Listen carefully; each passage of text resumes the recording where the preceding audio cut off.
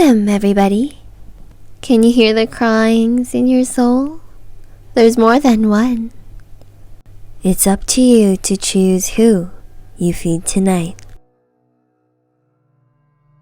'Tis once again the time of year when happiness and joy are brought upon people.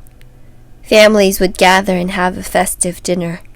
Christmas carolers would knock on doors and sing with the joys of the holidays. And children would be laying out milk and cookies, waiting for Santa to come.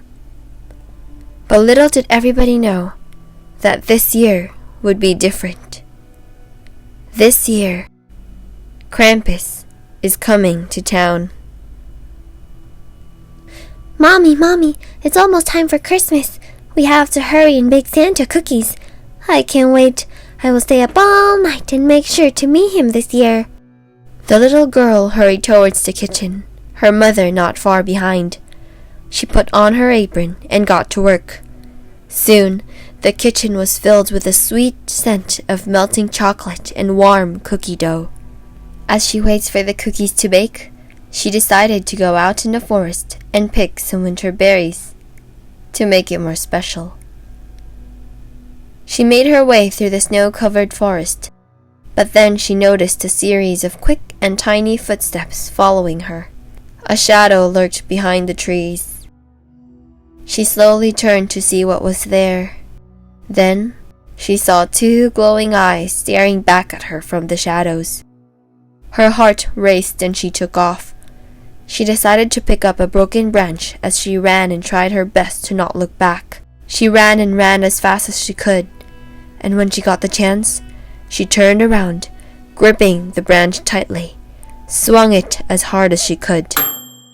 She beats it a few more times to make sure it's dead, then throws the branch next to its dead body. She wipes her hands on her coat and continues her search for the winter berries. Found him! Santa is going to love them. She runs towards the kitchen and was stopped by her mother, who questioned her bloody coat. Oh, sorry, Mommy. I pinched some berries too hard and got its juice all over me. I'll go get change right now. Her mom warns her to be careful because the berries are poisonous, but she brushes it off and goes upstairs. She heads to her bedroom and took her coat off. A cold wind blows in from her window.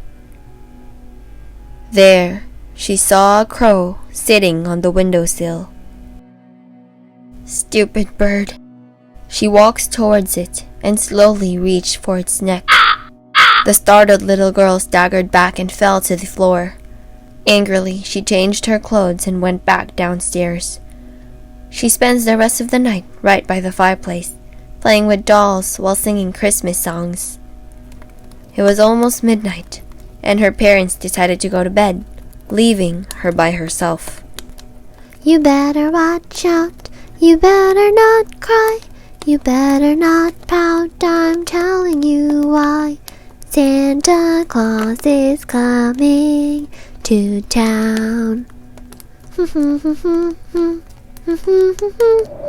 A cold gust of wind swoops down their chimney and blows the fire out. The lights flickered off. The only light came from the moon through the enormous window pane. Then she heard it. The twinkling sound. She was so gleeful that Santa was here that she hid behind the couch to surprise him. She looked intently at the fireplace, waiting for Santa to drop.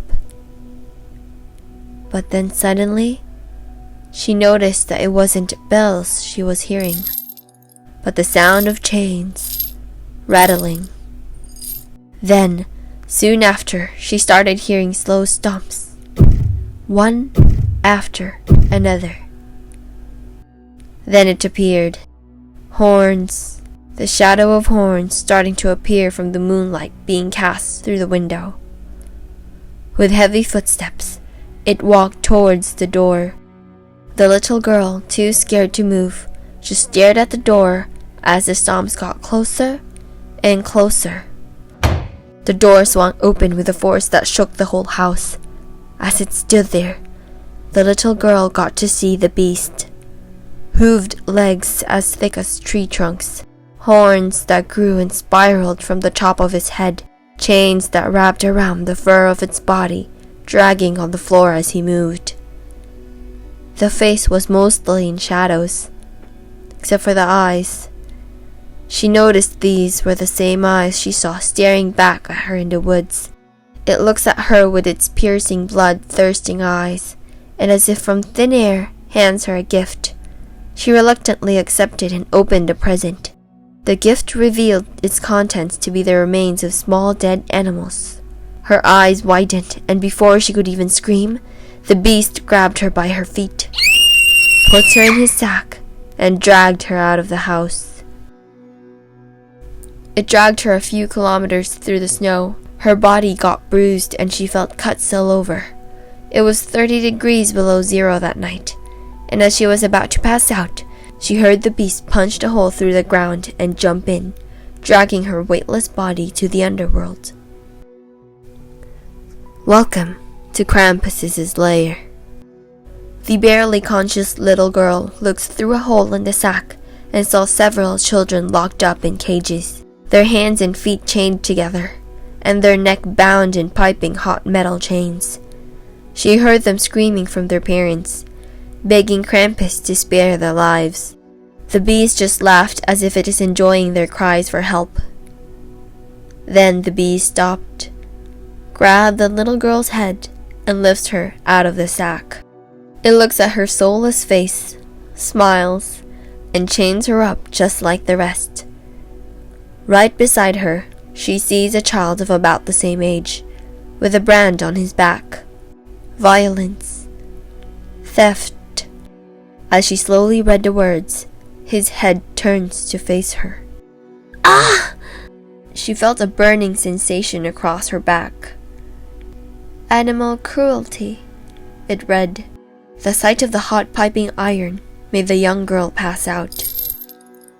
The screaming of another child woke her up. Screamed another. Then she blacked out once again.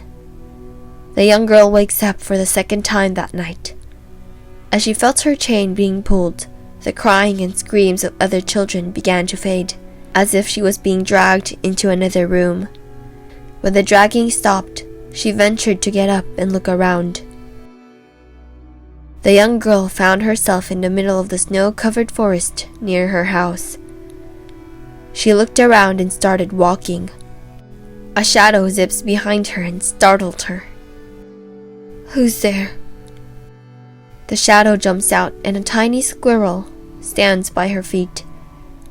She lets out a sigh of relief, and subconsciously, a sudden rage rushes through her body. With a branch gripped tightly in her hand, she lifts her arm up and she blacks out and wakes up with blood gushing out down her back.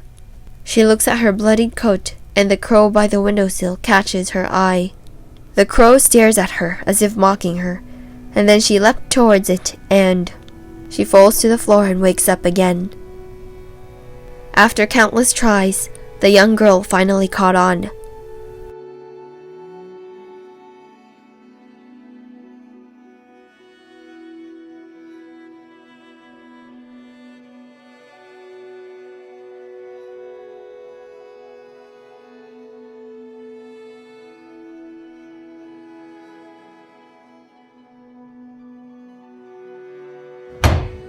After dinner, she puts the milk and cookies on top of the table by the Christmas tree, making sure the berries sit right in the middle of the plate.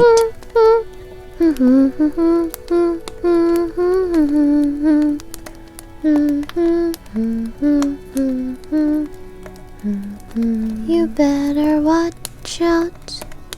You better not cry. You better not pout. I'm telling you why. Santa Claus is coming for me.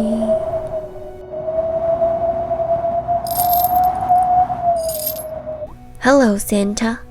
Would you like some berries?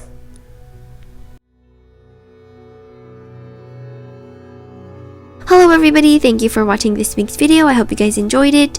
This is a Christmas horror special that was inspired by Krampus. If you guys didn't know, Krampus is a horned, half demon, half goat that punishes children on Christmas. If you guys would like to know more about him, look it up because it is a very interesting read. He's a very interesting character that I didn't know when I was a kid.